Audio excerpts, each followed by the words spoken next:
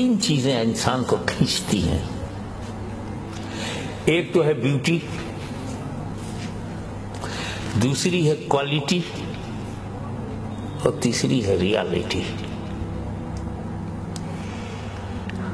میں نے پانچوں بر اعظم 5 big continent of the world, پانچوں میں گیا ہوں، فجی سے لے کے امریکہ تک.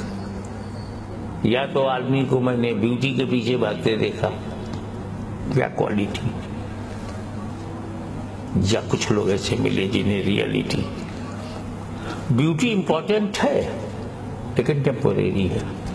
بیوٹی کی بنیاد پر کسی کو وزیر اعظم نہیں بنا سکتے کہ جو ملک میں سب سے زیادہ خوبصورت ہو اسی کو وزیر اعظم بنایا جائے. کوالٹی دیکھیں گے.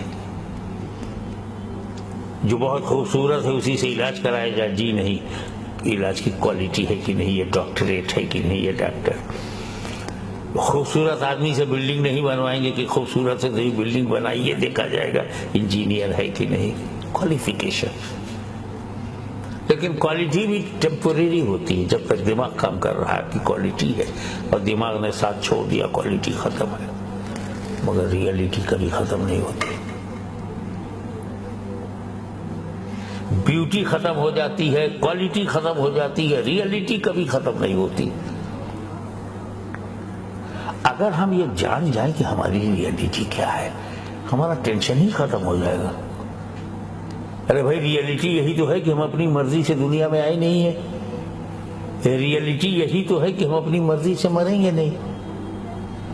تو اپنی مرضی سے آئے نہیں، اپنی مرضی سے مریں گے نہیں، تو ان بٹوین اپنی مرضی سے جئیں گے کیسے؟ اب جب اللہ کی مرضی سے پیدا ہوئے ہیں اور اللہ کی مرضی سے مرنا ہے تو اللہ کی مرضی سے جینا ہے.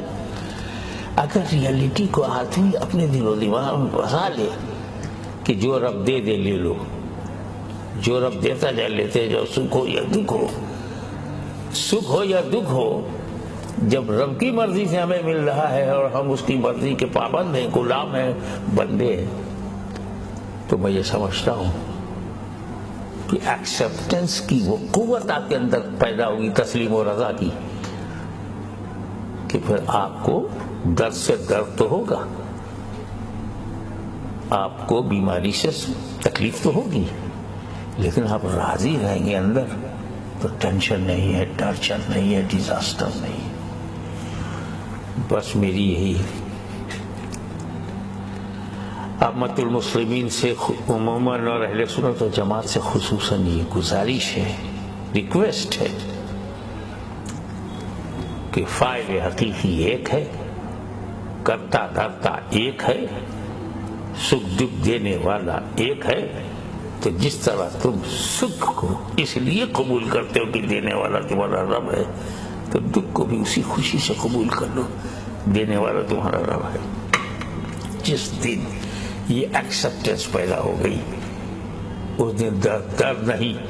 جیسے کہ عورت اپنے اندر یہ تسلیم و رضا کا رنگ پیدا کرتی ہے، مجھے ماں بننا ہے، مجھے ماں بننا ہے، تو ماں بننے کے دوران اس سے تکلیف، اس کو جو درد اور پیدائش کے وقت جو لیبر پین، حتیٰ کہ کچھ عورتیں اسی میں مر جاتی ہیں، زندگی کا خطرہ مول لینے کو تیار ہیں، اس لیے کہ انہیں پتا ہے کہ اس درد کا انعام بہت بڑا ہے.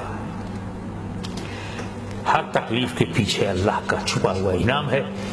ہم کچھ تکلیفوں کا انعام جانتے ہیں تو ان تکلیفوں میں ہم انٹرسٹڈ ہیں، ہم چاہتے ہیں کہ وہ تکلیفیں ہمارے پاس آئیں کیونکہ اس کا انعام ہمیں معلوم ہے.